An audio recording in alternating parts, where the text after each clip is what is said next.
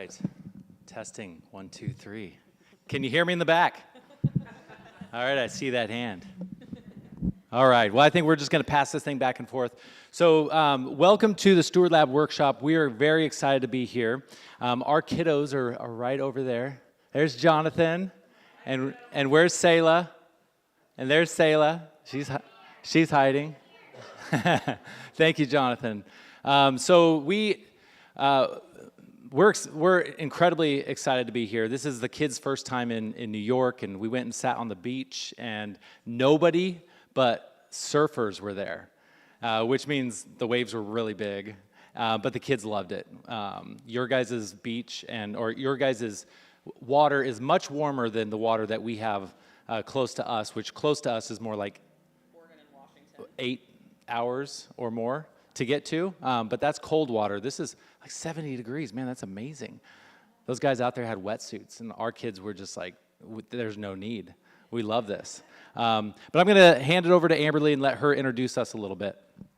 Yeah, well, yes, my name is Amberly, and this is my husband, James. We live in Idaho, so we actually flew yesterday to LA, which is so convenient to get here. So we went from Boise, Idaho to LA, then from LA to JFK. So we actually got to see the Pacific and the Atlantic all in a day yesterday.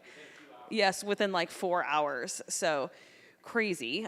So James and I are financial coaches, and we have been so blessed to help people with their personal finances. It's been something that's been on our hearts from before we even met each other. Like, it's been something that God has been using in our lives to just help others. And I know, like, each of us, God has gifted in so many different ways, and it's just amazing when we get to live that out. And so it's an honor that we are here being able to share with you and being able to go here with our kids, that they get to experience this as well. So we're just really excited about being here. Yeah, so let's point out the monkey.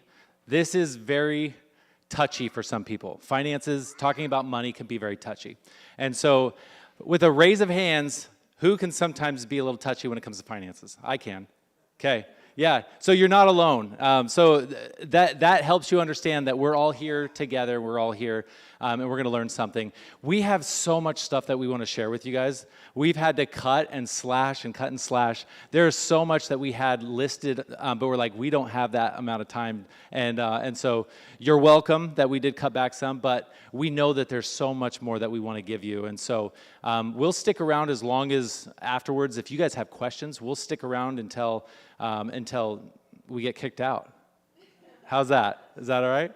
Yeah, that's great. So we do have some interactive stuff today.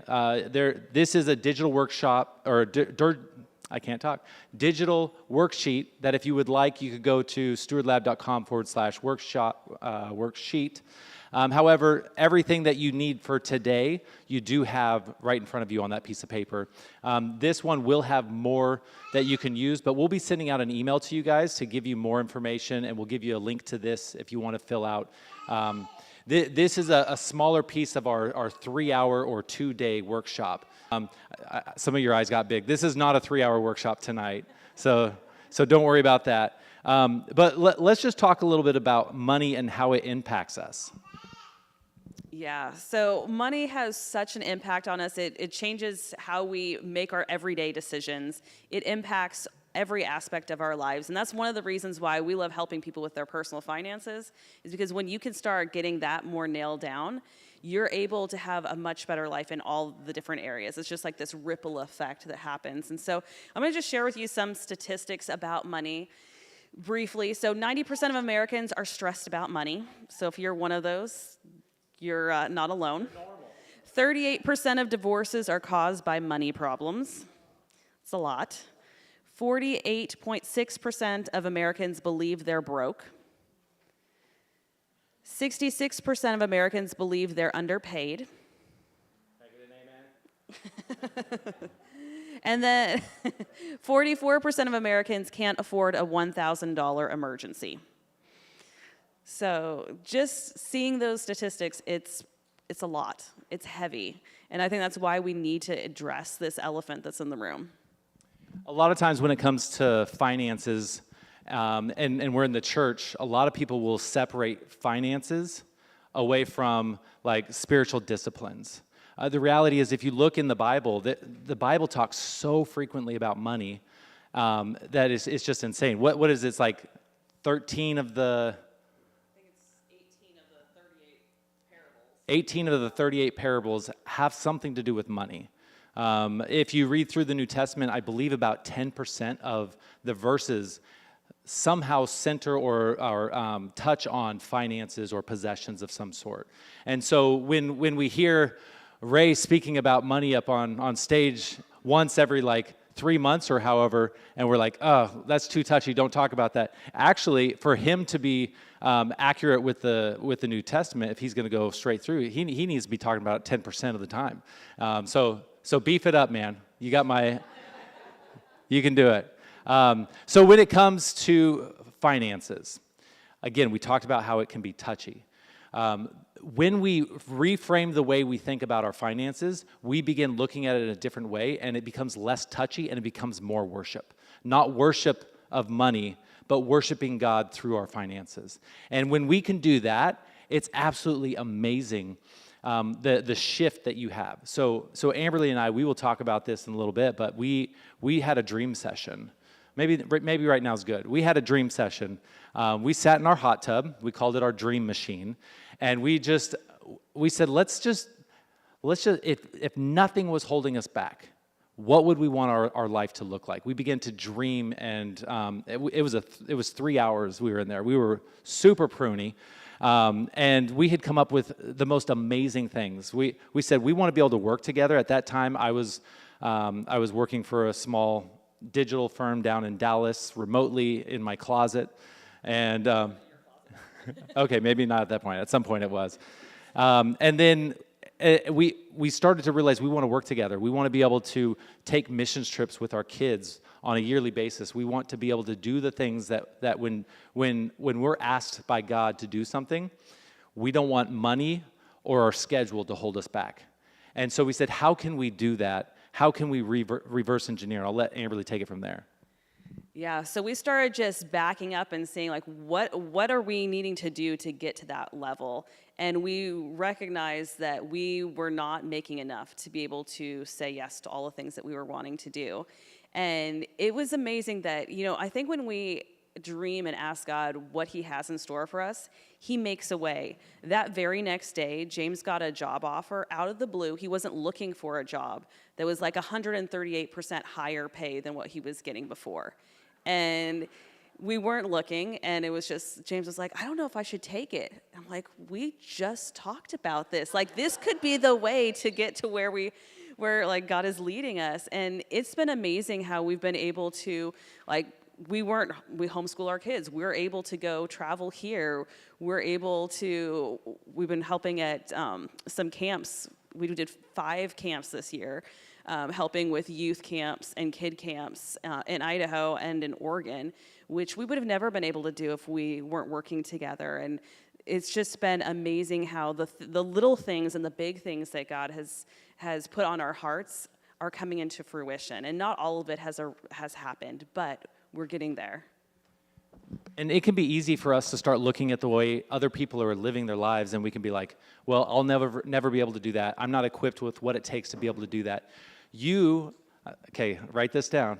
You are equipped for exactly what God wants you to be equipped for. And so too many times we're looking at other people and thinking, oh, if I could just be more like that person, have the resources that person has. God has something different for every one of us. And we're going to talk about values a little bit later, and we want to be guided by the values God has put inside of us, not by the values that other people have inside of them. The reality is Amberly and I are financial coaches, so we sit down with individuals and couples almost on a daily basis, and we walk through financial stuff with them. One of the things that we hear all the time is, James, you're going to think I'm crazy for the way I spend my money. And I respond with, I should. I really should. And you should look at the way I spend money, and you should think I'm crazy for spending. You spend what on that? Yes, because it's important to me. And the only time you're crazy for spending the way that you do is when it doesn't align with what God has put inside of you.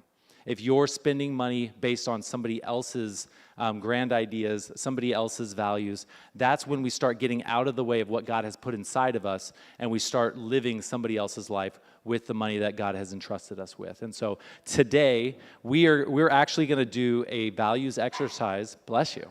We're going to figure out what are your values, and how does that interact with not just your finances, but also your energy, like what you put your energy to, what you're going to say yes to, what you're going to say no to. We're going to look at your calendar with that, and so I'm excited about that. Before we do that, let's look at a verse.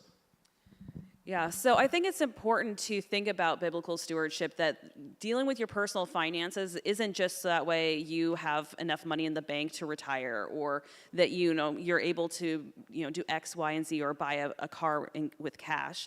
It's about stewarding the resources that God gives us and recognizing that what we have is not our own. And I think that makes it so much more of a responsibility, and also we get to participate in God's work through the resources that he gives us. And so this verse is 1 Peter 4:10. It says, "As each has received a gift, use it to serve one another as good stewards of God's varied grace." So we're supposed to use our giftings to serve the people around us. And it's also to be I think it's important to think about too the varied grace. I think a lot of times we just want everything to be exactly equal for everyone, but each of us have different levels of financial resources. We each have different giftings. There's variety here, and it's supposed to be that way. And I think recognizing that we have giftings that God has put inside of us, and we need to make sure that we're living into them. So we want you to consider, what are some of the gifts that you guys have inside of you? What has God already placed inside of you, and how can we attach that to our finances? Which in turn, finances are just a tool for us to move forward the kingdom of God, right? That's all it is. That's all. If you boil it down to that, it's okay, God, what are you going to give me so that I can give back to you, and live a life that is truly pushing forward God's agenda, not our own. How many of you guys have ever been told Christians should be poor? Have you ever heard that? West Coast, it's pretty popular. Yeah. You should be poor, or you should restrict. There's this restriction gospel when it comes to finances in the church that is not healthy at all. Here's the reality is, too often, we try to be better stewards with our finances by restricting the things that we love, by taking things away, and then that's how we free up the things that then we can give more, we can be more generous, but it's by restriction. Can I tell you, I don't believe that's the best way. And we do this with our clients all the time. What we think is more important is reducing waste.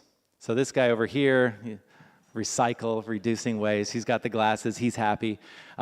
It sounds similar, but it's very different. The things that we get rid of a lot of times, we've had clients that say, I'm never going to eat out, because I need to restrict so that I can be more generous, so I can be doing this. I say, well, tell me more about this eating out thing. Why is that important to you? And they say, because I love taking my niece and my nephew out and just enjoying time with them. I love to take a friend out and just talk about God's word with them. And it's just me getting out. And so he's going to restrict the very thing that is actually building community in his life. And that's not healthy. What we got to do is find out what is out of balance, what is out of focus, and get rid of that. And so what I like to say is, we are financial optometrists. We are trying to focus on the goals and the values and create the lenses that we can now look through to see what works and what doesn't work. If it's out of focus, that's waste. Let's reduce the waste instead of restrict all the fun things that we do in our life. I want to tell you a story about one of our clients. So when we first started working with this client, it was a husband and wife team.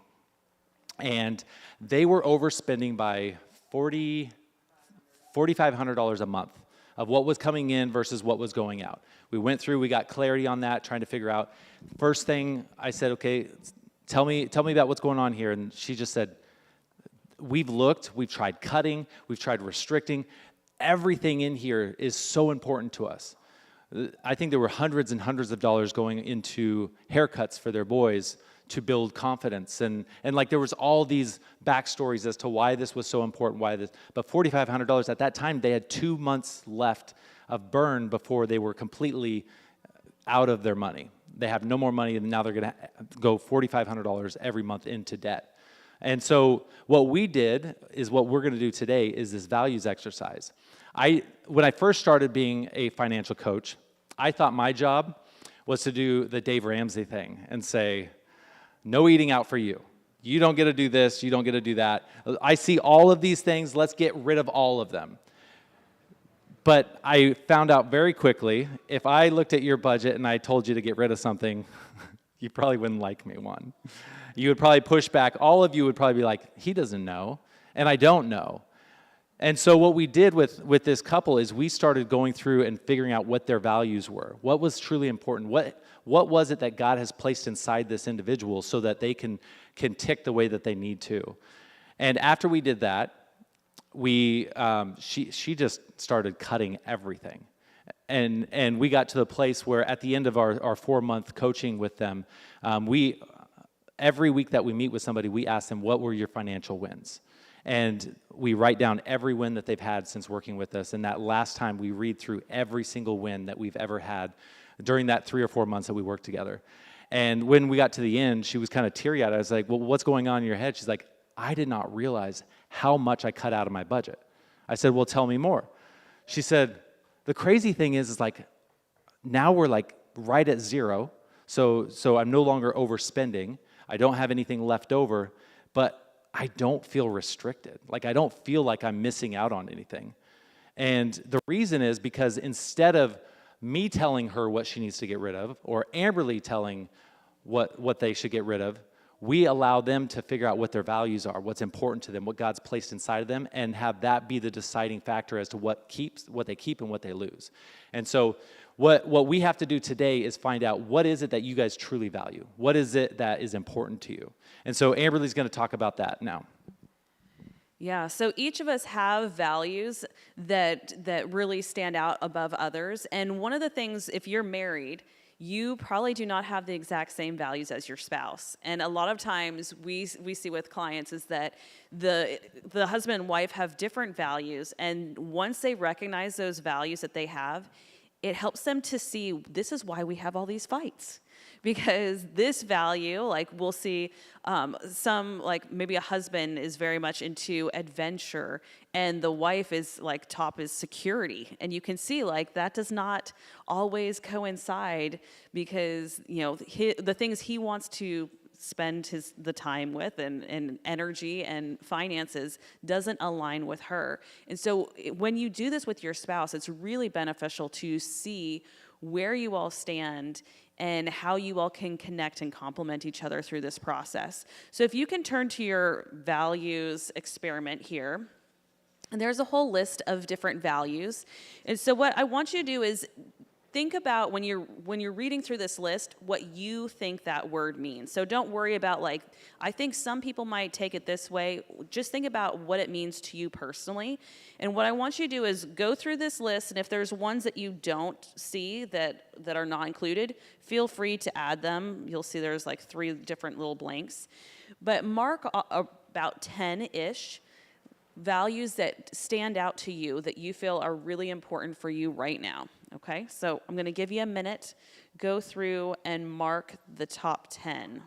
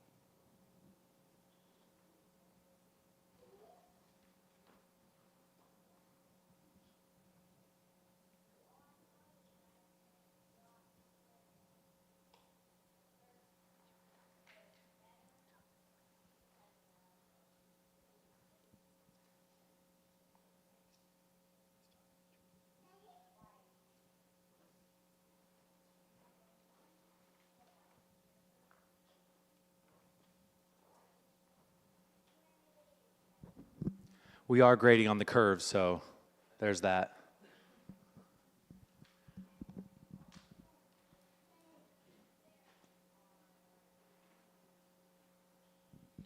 When you get it to the place of having your 10, I want you to look at those ones that you marked and then try to narrow it down to your top 5 and do that by circling them. So if you can try figuring out what are the top ones out of that list of 10, narrow it down to 5. And you can circle it to make it easier.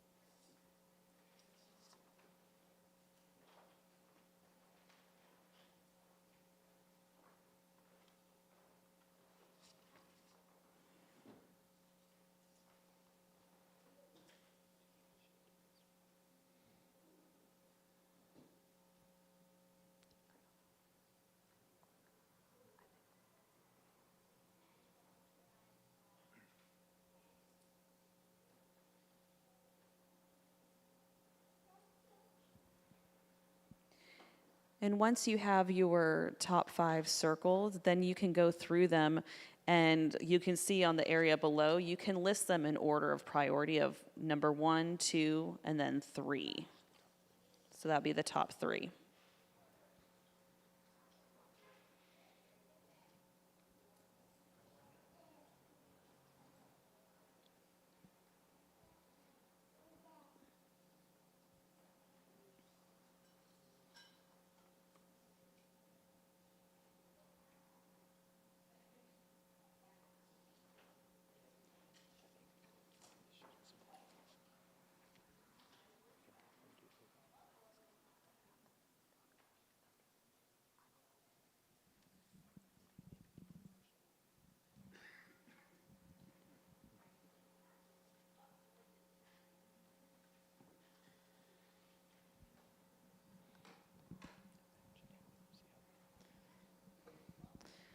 How are you all doing? Are you need a little bit more time?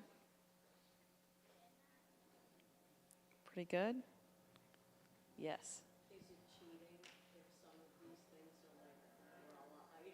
That's okay. A lot of times you can find that one word kind of encompasses some other things. So yes, absolutely. That's totally fine. There's no cheating in it. Not at all. Okay. So if you flip to the next page, this has some more information to really walk you through these values. We're not going to be able to hit all of it today, but I would like you to do this as homework to fill in the rest of this information, and especially if you're married, do this together and talk about it because this is going to be incredibly beneficial. But we're going to just do the first part, which is for your top value. So if you can see the little description is describe what each of your top values mean to you, its significance, and what it would look like if you were to fully embody that value in your life through your time, money, and energy. So look at whatever your top value is and take a couple of notes of what it would look like if you were really living this out right now. How would that impact your life? How would you spend differently than you are currently? Or maybe you are spending completely in alignment with that value. Many times we'll have clients, even a husband and wife, have a similar value, the same name, like family, for example. And the wife may say family means this, and the husband means family means that. And so that's why it's so important. Like the husband might say, well, family, you know, that's my neighbor over here. It's my buddies from college. Like it's my parents. And the wife might be like, no, the family, to me, when I say that, it's me, it's the husband and their kids. And so having a good understanding of what that definition is great. This is especially important for those of you that are married and having that understanding for each other. And so that's why it's so important to have a good understanding of what it means to you, not just what does the dictionary say for this particular value. I'm curious if anybody came up with a value that wasn't listed. No? Okay. You did? No, I was just saying you guys Covered a lot of them. Yeah. Tranquility. I like that. That's great. Tranquility. How many else, this is what's really interesting in this room, how many else would say that tranquility would be the top for them? It is super important for you. Okay.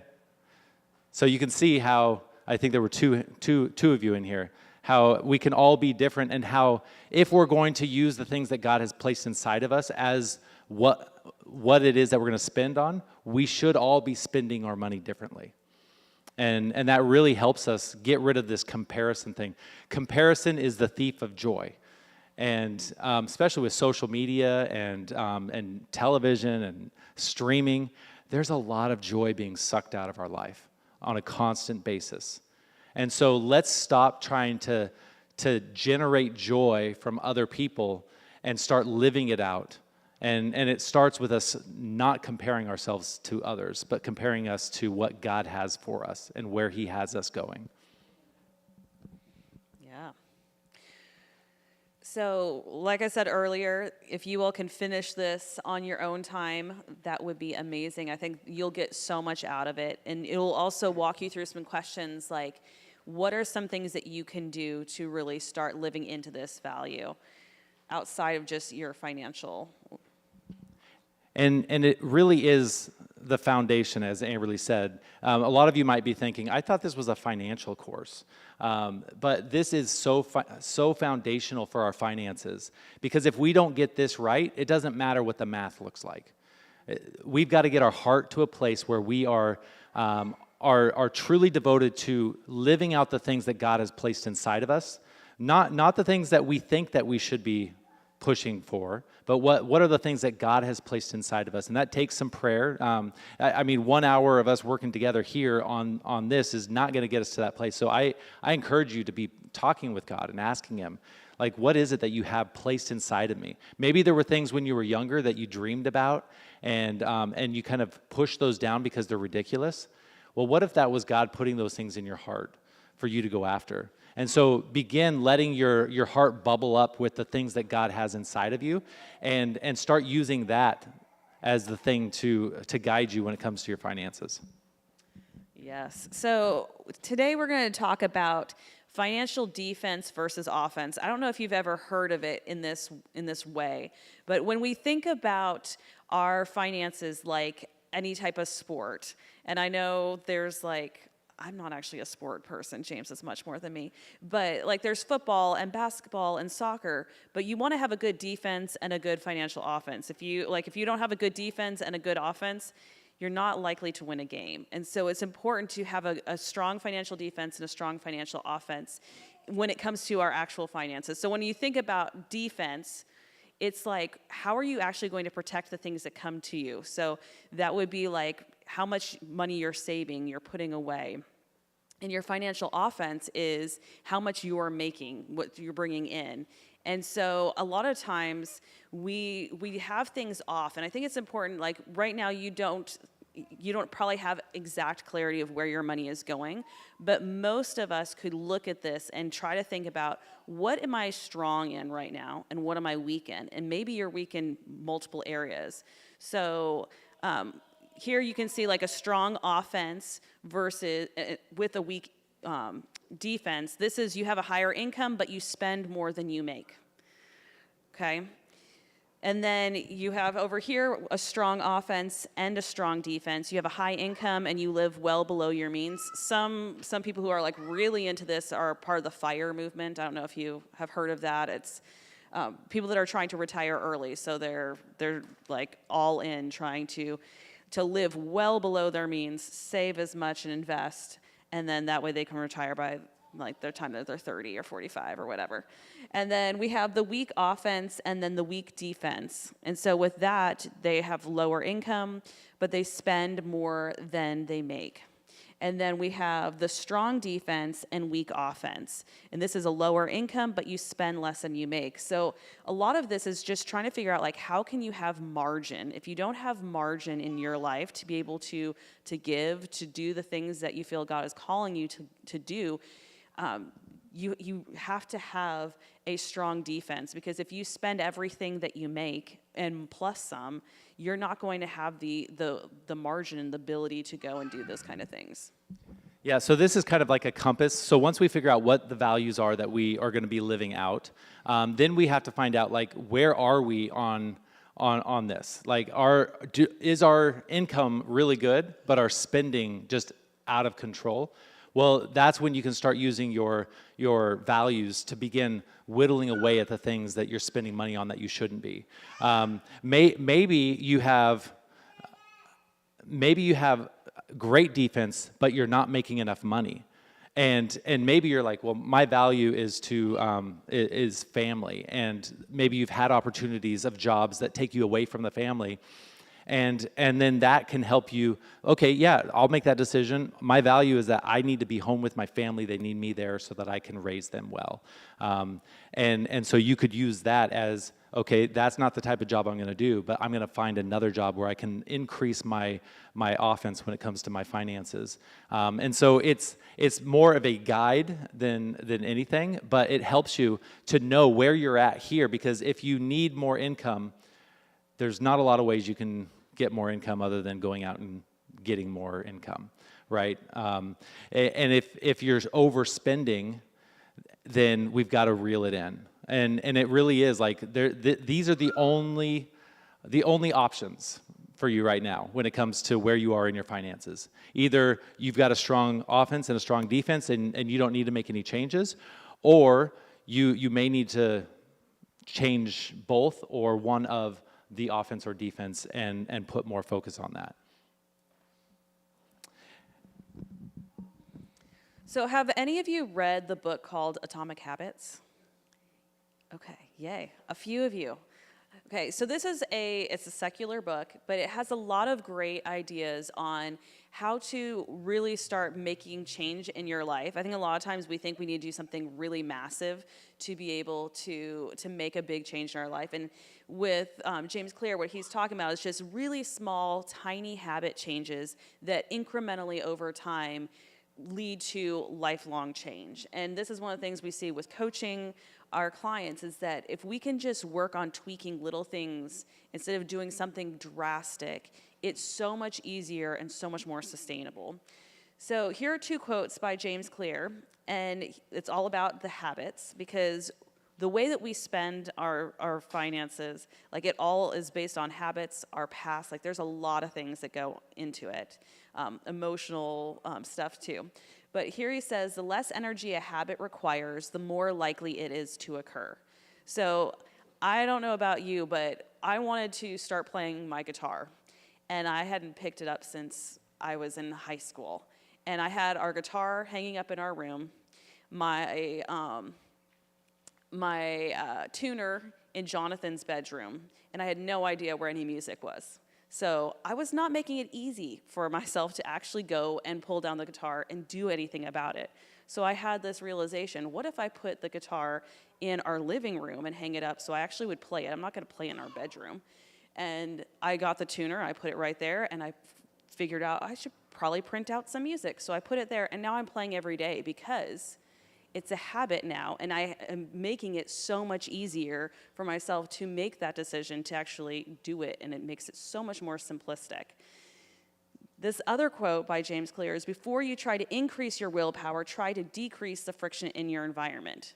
So this part here is really talking about putting grease to the good things you're wanting to do. And here it's putting friction, like, how can we make it harder to do the things we don't want to do? How many of you guys have ever tried to create a habit and absolutely, positively failed? Okay.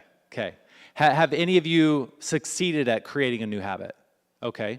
What were some of the things that were different between what you were able to accomplish and what you failed at? What are some things that you guys did? Yeah.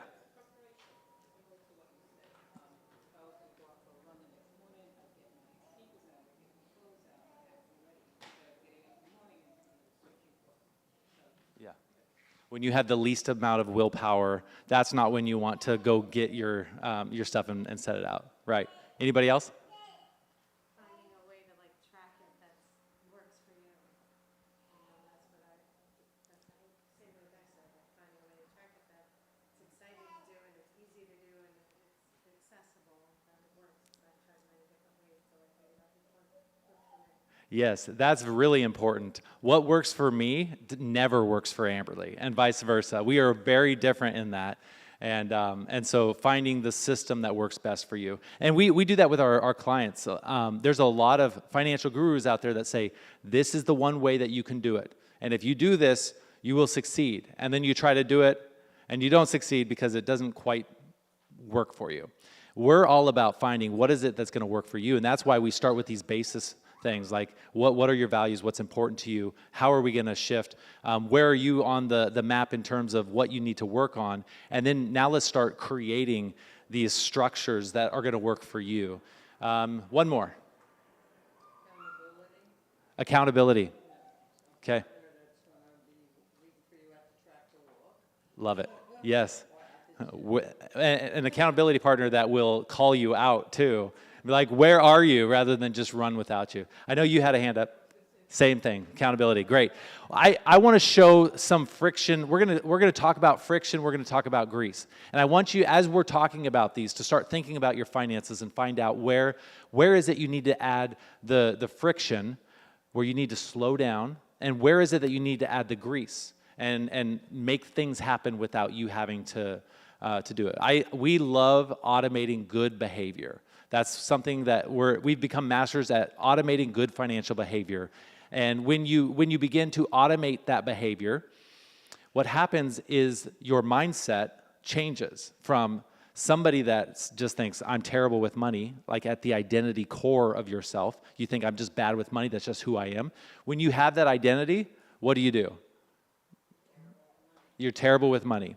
And so if we can automate the good financial behaviors, after about 3 months of your money, usually we work with our clients and we automate about 70 to 80% of their finances to do good things.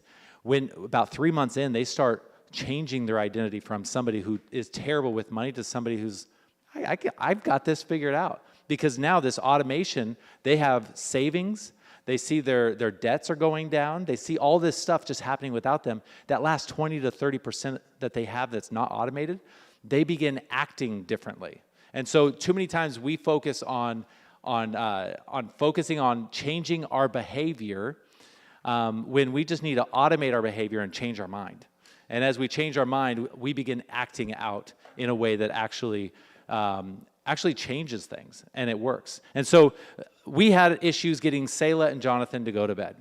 Amberly, she would always be stressed because she was constantly looking at the watch, trying to figure out what time. She would miss it. She would feel bad that she didn't get the kids in bed in time.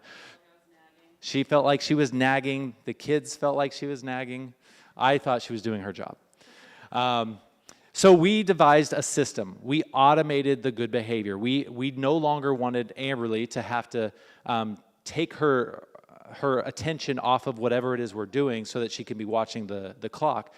We wanted that to just happen automatically. So I created this little automation in our home. I'm a nerd. I love smart stuff. We've got things that flash in our house. We've got things that talk to us, all of that stuff.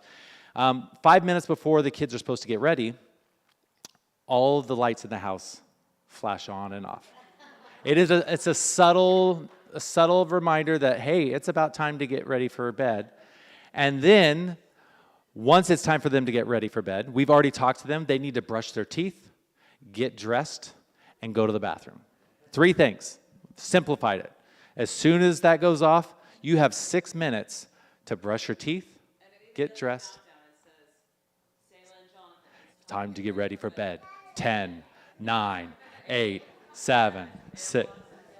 And so we tried this, and I will say it was absolutely amazing. We did tie some treats to it. You guys see this little bowling ball here. We asked them, what would you want to do as a special treat? And they said, we want to go bowling. So we got a jar for Jonathan, a jar for Selah, and an empty jar. And we said, As soon as we put marbles in theirs, as soon as we get 50 marbles inside that middle jar, we're going to go bowling. Well, how do we get the marbles?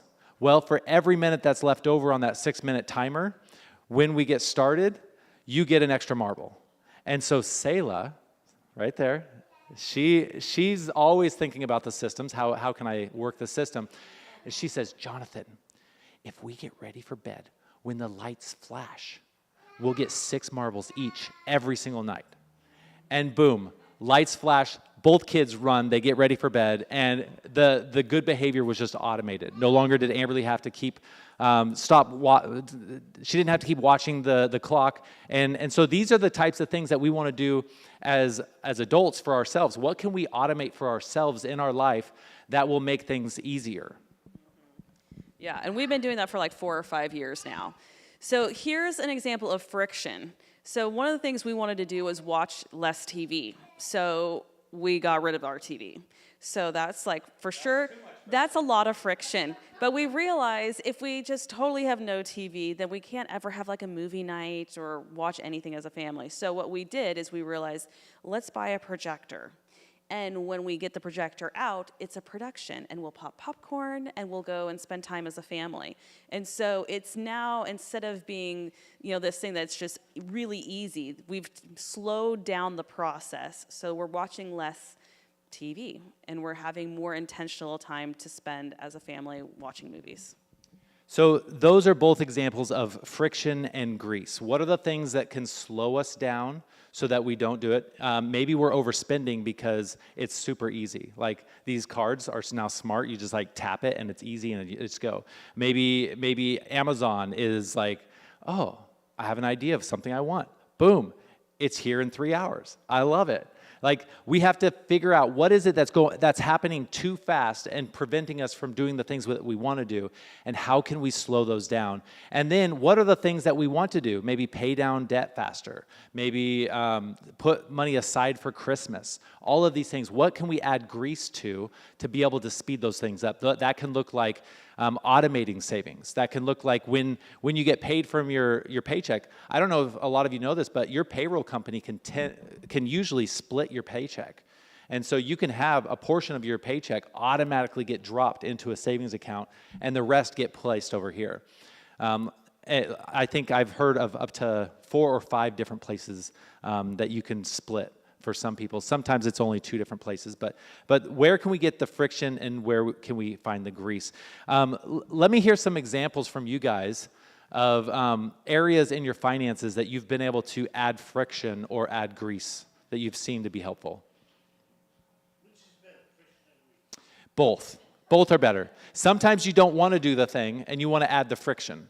Sometimes you want to do the thing and you add the grease. So grease can look like automation. It can look like in the examples that we had before, we had the friction of we watched way too much TV. What friction can we put in place to be able to watch less TV? Well, in order for us to watch TV now, we have to go to the cabinet. We have to pull out this thing. We have to set it up. We got to line it up. And that's a lot of friction. So we actually have to make sure that we want to do that thing. So that's the friction. And then the grease was like automating the whole thing. It just makes it so much easier and goes. Yeah, you had a question. Yeah, I don't know exactly what category it falls under, but what I did was I had money automatically drawn out of my pay, and then that money accumulates, and then it's in a different account, and it's a card, and then whenever I want to go out to eat, I use that money that's cash, because what I was doing is I was putting it on a credit card. So now it saves a little bit of money there, and it's like a reserve that's only out to eat, so I don't Yeah. use the credit card. So I don't know if it's friction. I would say that's a bit of both. A bit of both, right? Yeah. Okay. Yeah, that's good. Yeah. So here's an example of a way to really start getting organized with your finances. Because a lot of times, I know for me, if I have to put in like a password or something like that and I can't remember it, or I don't know what website it is, it really makes me not want to do it. Like it's that like little stumbling block. It is the bad friction. It's like, I don't know if you've ever experienced that. We've seen so many people, especially when it comes to student loans, are like, I don't know where my student loan is. I don't even know what to look for. Like, it's like, I have no idea. And so getting the things that you need information for all in one place and getting it organized makes it so much easier. So this is one of those things that I feel like if you, like we started teaching our kids how to do their own laundry years ago, and now they do their laundry 100% on their own. It took a lot of like setup and teaching and training to get to that point, but now I don't have to worry about it. And it's the same kind of thing, like if you just take a little bit of upfront time to put all of the information that you need and organize it into bookmarks on your computer, it will save you so much time in the future. So this is an example of grease. Another thing where the things that slowed you down before, what can we adjust in the environment or on your computer that makes it easier for you to do later? That's a definition of adding grease to a situation that had friction. The other thing, passwords. How many of you have gone to go do something great with your finances, log in, make changes, and you have to reset your password? The average password, I think it takes like 4 minutes and 38 seconds to change or something like that. That 4 minutes and 38 seconds is going to prevent you from moving forward. And so go in. Did I see a hand back there? 2 hands? Yeah, question. Well, yeah, I don't know. So that always makes me, I never save my passwords at any of these password managers. That always makes me nervous that someone can tap in and just get my passwords. So my passwords are very similar, and I just kind of can remember them, and I just try to keep them the same for all my things, because when I can remember them or they're written down somewhere at home, because Yeah. I don't trust that thing. I feel like they could, you know how you have all those like security, whatever breaches? Yep. And they go in? So I don't use that. I understand your point. Yeah. You know, that it's easy. Obviously, it's just going to be easy, but I just want to tell you that's what my hesitation is that. Yeah, and this is an example. Yeah, and I use it because I can't remember a thing to save my life. And I've actually started, I used to use Dashlane, but now I use the one that's built into Apple. There's a lot more security with it just being part of your system. Google also has one, and so the thing is, I want these to be examples for you guys to start thinking of, like, what are the pain points in my life, especially when it comes to my finances, that if I start shifting just a little bit, it will save me 4 minutes here and then 4 minutes here, but not only save you those 4 minutes of having to change your password, but also you're going to get the thing done. You're going to get in. And so being organized. Yeah. It's true. It's free. Yeah. I'd rather not have to go, because it's true. There's been times where I couldn't remember my password. Well, I got to do this till tomorrow. You know, it's true. Yeah. So I guess you trust some of those examples that you're putting there. You trust them. Yeah, I haven't had any issues. Yeah, I'm Mac through and through. You see the little apple? I know. I love it. But they have versions for PCs and that kind of stuff, and yeah. And what about, you said tabs and bookmarks? So I usually keep all my tabs open, but this is different. So these are bookmarks. You may see at the top of, like, you can actually see here. Watch this. So if I go like, okay, so these are all our bookmarks, right? And like I can come over here, finances, and then utilities. See, I'm not just preaching it.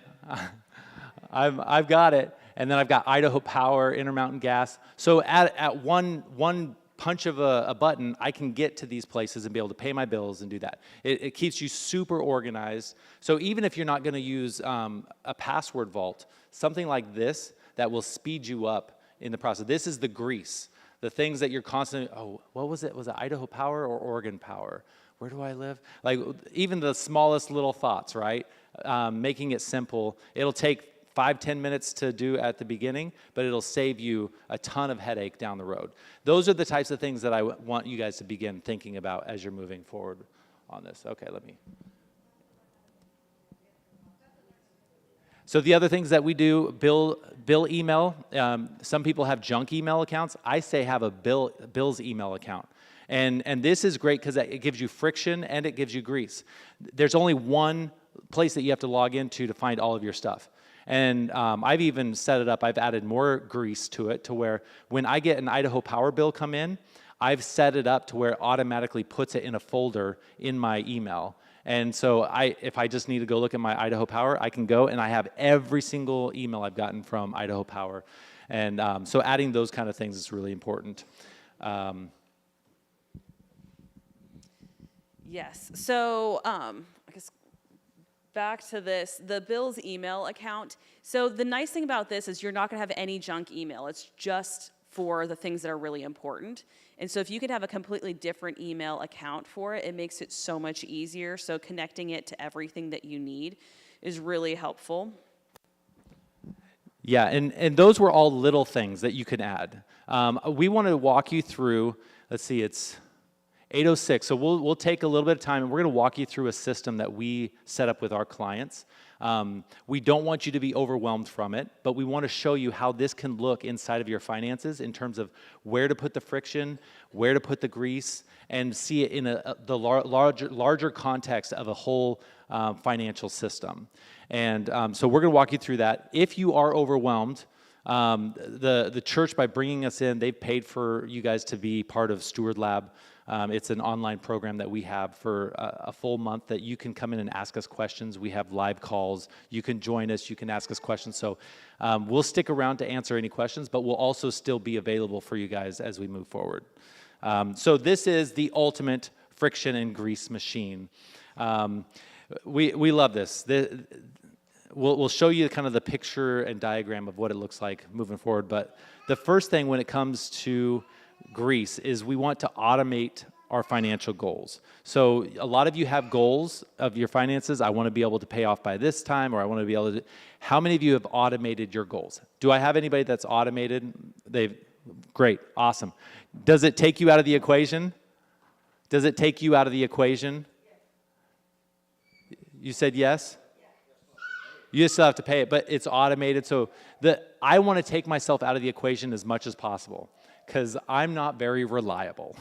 When it comes to, you were talking about setting your clothes out before so that you can get up and go. Well, when I get there, if I want to pay down my debt and I also want to go out to eat, and I have to manually send that money rather than automatically, then my willpower might not be there when it's needed. So we add that grease.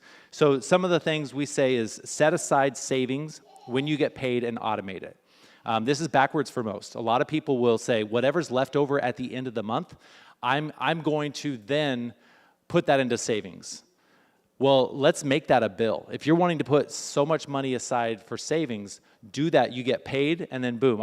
I'm reminded of a story of a single mother that just ridden with guilt and shame because at the end of the month, never had enough to pay down debt, never had enough to put into savings.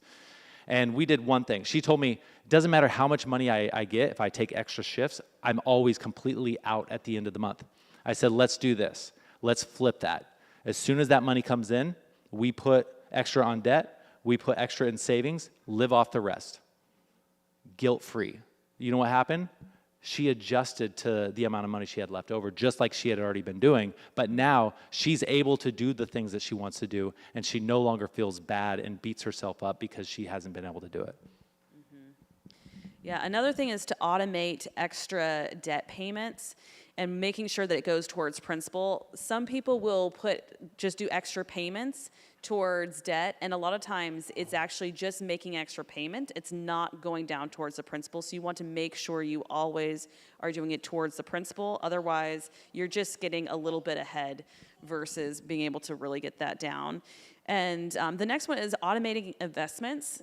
A lot of times if you're employed like a W-2 worker, a lot of times you have your investments are already coming out when you get paid. And that's really nice because then when you get your paycheck, you don't even feel that you are putting any money towards retirement.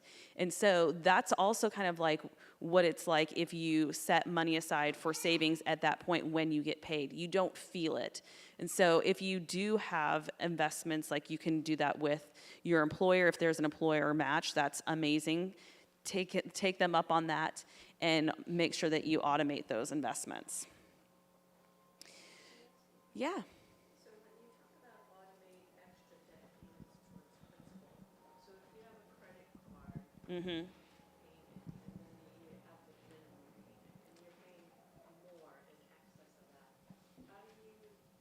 So that is usually all going directly towards principal. But if you're like making an extra payment on a vehicle or on your mortgage, especially on your mortgage, they're just going to say like, oh, you're paying a second month. You're getting a month ahead instead of actually putting it down on the principal. So like one of the things that I did with my mortgage was that I split it so that I pay every other week rather than once a month. Mm-hmm. And that like reduced the amount of time that I have. Is that what you mean? So that's one way. So I don't even want to share about our. I don't. So yeah. You do.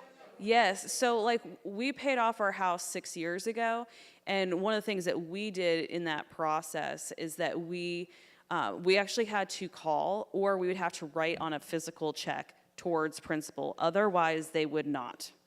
Like it's. Yes. Yes. So. Because if you're doing it the way she's doing it, then it's not going towards principal. And, what you're doing is just getting ahead. Yes. Ahead, and that's the way they take it. That's not the best way to do that. Yeah, and they're going to tend to, if they can, automate your ability to make future payments rather than, so it's probably not going to be default that you pay the principal. Even when we went in to pay off our final payment on our house, they made it so hard. Like we were so excited, we called in, we were like, we're going to record this because this is going to be awesome. And they're like, you want to do what? I was like, well, we want to pay off what's our balance? They're like, well, we can't just tell you what your balance is. I was like, yes, you can. Like, it's my balance. I want to pay it off. They're like, I'm going to have to talk to a manager. And it was this whole ordeal. Like, they're adding friction because they don't want you to be out of debt. And so we've got to figure out where can we put the grease on their friction to be able to get out of debt, save for retirement, do the things that God wants us to do with our money so that the bank doesn't get to play with it or the government gets to play with it. We know neither one of them are going to do what we want them to do. And so these are the automation. These are the grease things. And then here, who here has used a budgeting software and a budgeting plan, and was it good? Pretty good? Who used it and it was not sustainable? You were not able to stick with it. We've used ones that it took so much work to do. Like we had to do categorization. We had to, like every time we spent something, we'd have to spend, we would spend like every month an hour or two just sitting down, like looking at our receipts, recategorizing, figuring that out. It's terrible. Our system comprises of 3 categories. We've got our bills, we've got our spending, and we got our goals. And we believe if you can narrow down your money into these 3 categories and treat them slightly different, then it's going to make it so much easier. For example, we look at bills. Bills would be things that are fixed and recurring. Those are, when you think of budgeting, usually you think of bills and you think of spending, and we forget about goals, these non-recurring and random things like Christmas. What? Christmas comes every year? It does. Hobbies, vacations, those are the things that we forget about. But if we organize our bills fixed and recurring and we add the grease to where it needs to go and the friction where it needs to go, then we're going to get to a place where everything starts just working. And so why don't you talk about the bills just a little bit? Yeah, so the bills, this is a great time to actually go through and see what your subscriptions are. So many people have subscriptions to things they don't even realize. And so it's a really nice opportunity to look and see, like, where are you standing? We see a lot of times with our clients that they haven't gotten quotes on home insurance or car insurance, and a lot of times they can save massive amounts just by getting different quotes and seeing what is available to them. And so looking and getting those bills fixed and reoccurring, to have those automated, these are the easiest area to automate your finances. And then your goals is also the second easiest thing to automate. The spending that's day to day, this is the stuff that the little transactions that oftentimes derail us because they're just, you go to the grocery store, you eat out, and you really have a harder time keeping in your head. At least I've tried tracking in the past with my just thinking, oh, I have an idea of how much I spent on groceries this month. It never is close to reality. And I think that's the truth. If you really do try to track your spending, it's so hard to do it in your head. You need to have a system to help you to organize that. And then the goals, these are the things that we often forget about, like James said, but it's also the things that really cause people to go into debt. And this is like if an emergency comes up, something comes up, like you have a medical bill, you have something that you're not expecting. Yeah, you need new tires. It's the things you're not setting money aside for. And so the goal that we have when we work with our clients is, instead of having your money like a jumbled mess, is to try to make things as even as possible and as smooth as we can. Yeah, one thing about goals I want to say is we tend to have our finances, like if we had all the money coming in, coming out, it looks like wet spaghetti, right? There's lines everywhere. We want to get to a place where our finances look like dry spaghetti.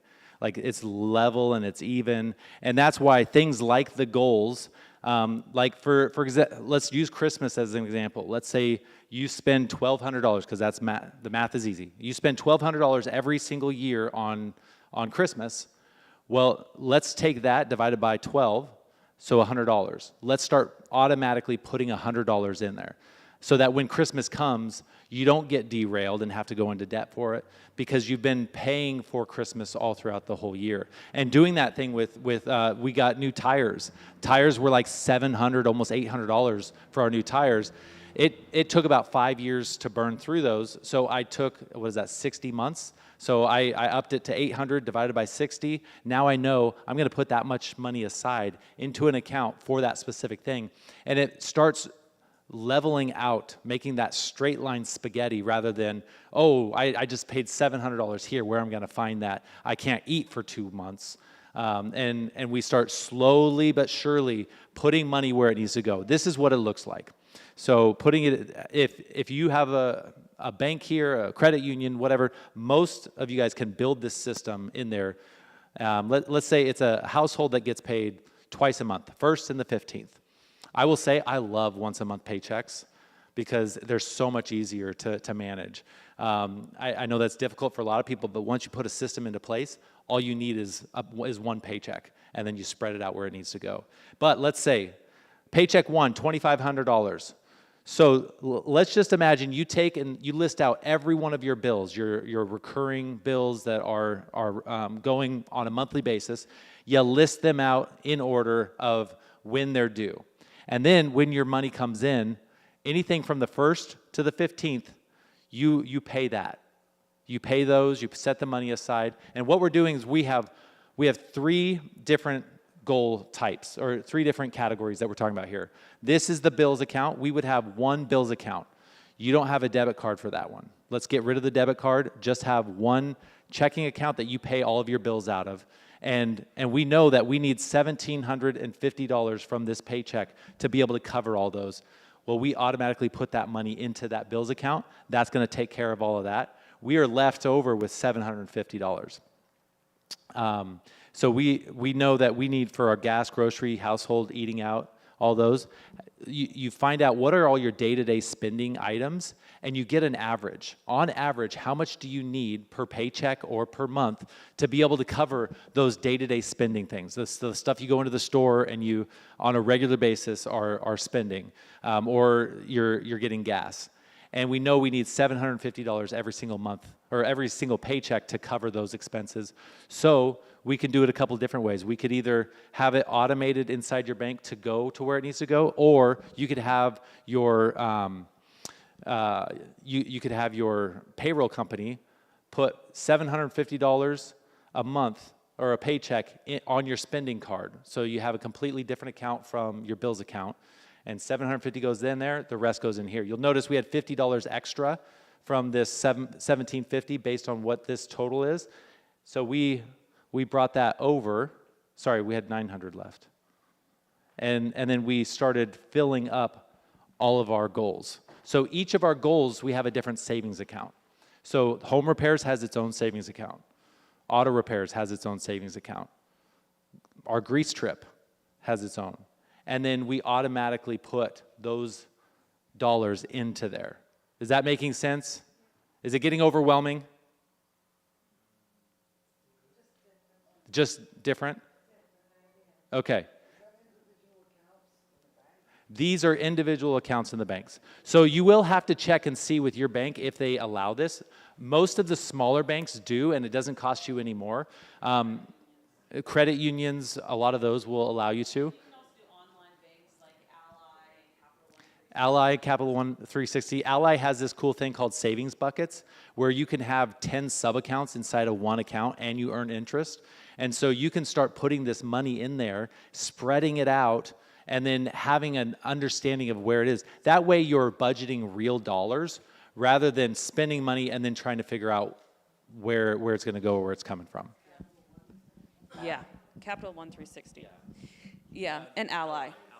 So most people, when they are saving, they view it, it's like this big pot. And so they have all the money in one place. Like most of the clients we ever have, they all have just miscellaneous savings. And they don't know when to use it and what it's for. And this is breaking it up so that way you know that you have money for tires. You also have money for the trip you're wanting to take. You have money for your HOA dues or whatever happens. Like for us, we pay our home and car insurance once a year. And so when that comes, it's a lot. But we're setting money aside every month. And so we then are able to pay it, and it doesn't feel any different because we've been paying ourselves in this savings every single month, and it just makes it a lot smoother. And then you'll see the next paycheck, just to run it out. We still have the $750 coming into the spending card because that's what we need. And then we've got this $1,750 coming over here. All we have left is giving, and we have the mortgage. Well, the mortgage is pretty big, and it only leaves us with $50 left over to put into gifts. Yeah.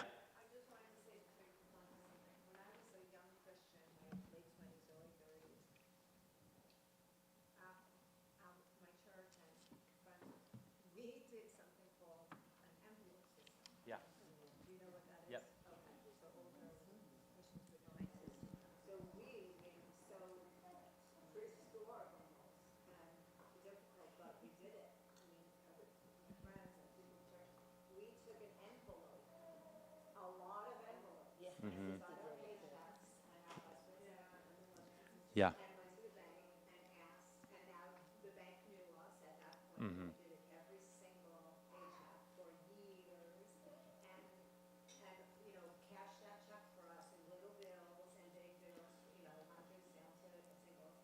And we had an envelope and it said, school supplies. And it said every single thing you have just mentioned, car insurance. Yeah. Vacations, miscellaneous, going out for pizza. It had every single thing listed, and we put that cash, all cash, we put it in the envelopes together, and put it in a big envelope. Yep. And we were never allowed, we were very disciplined, and Yeah. that's how we did it back then. Yeah, and the envelope system works great when you're working with cash. And we tried the envelope system, and that's where we have to get to the place of like, what system's going to work for you? And like carrying cash stresses me out. And then there's times where I'm like, hey babe, we want me to go get the groceries? Yeah, but I've got the envelope with the groceries. So we actually came across some digital versions of that. Cube Money is one. Crew is another one. If you have more questions about those, you can ask me. Those are basically digital versions of the cash envelope system, because the cash envelope system works so well if you implement it. But that's what you can think of these as, are little envelopes that you're putting money aside so that when you have an auto repair or you buy gifts we have a different gift fund for each of our nieces and nephews. And we have money trickling in there so we can shower them with generosity. Did you have something you want to say?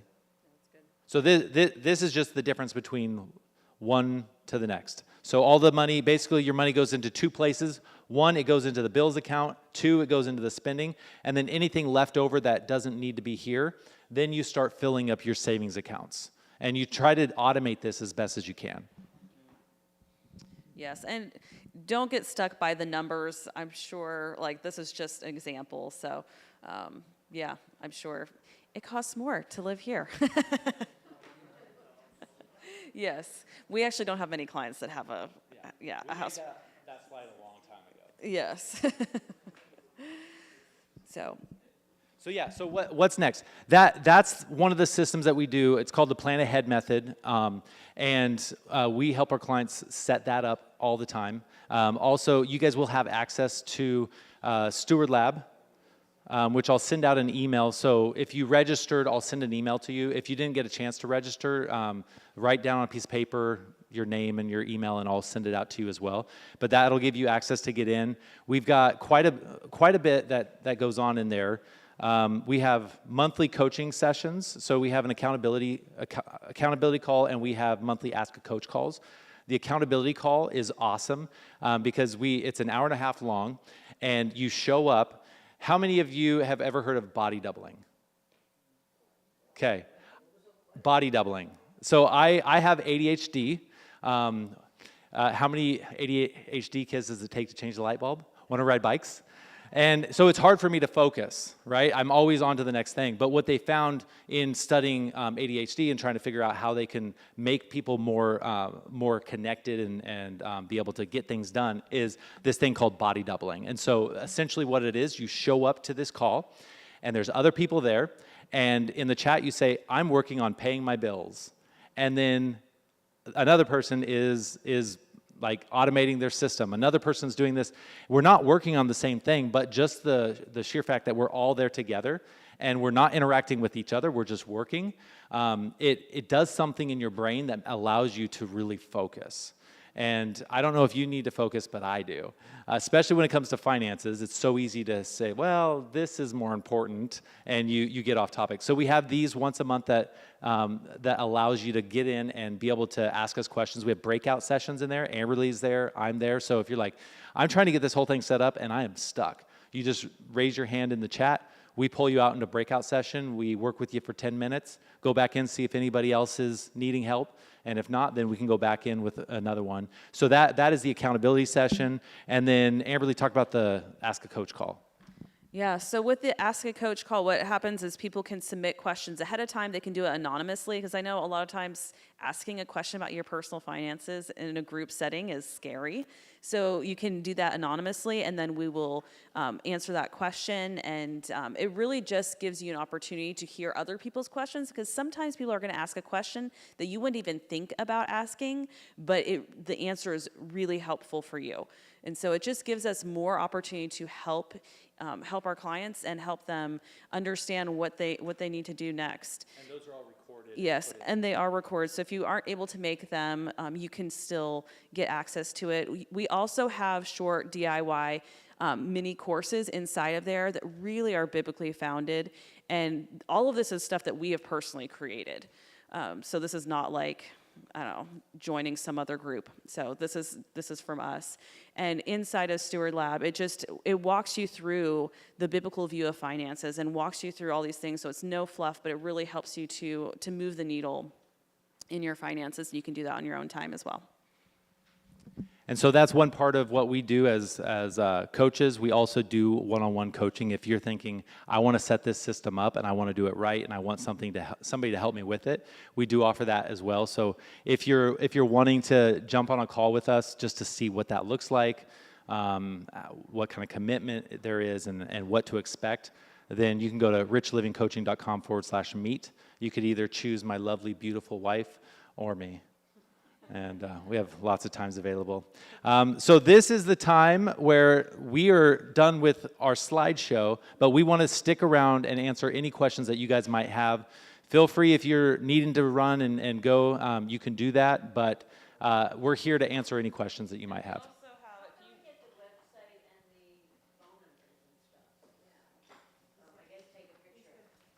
They're on your resource guide as well.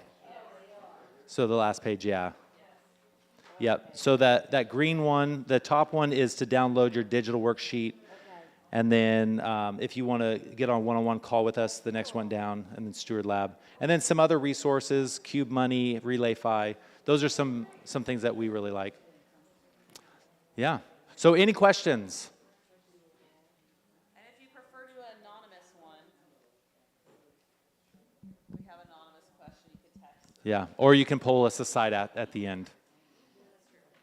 So, okay. Well, I'm gonna close us in prayer, and then we'll stick around and answer any questions.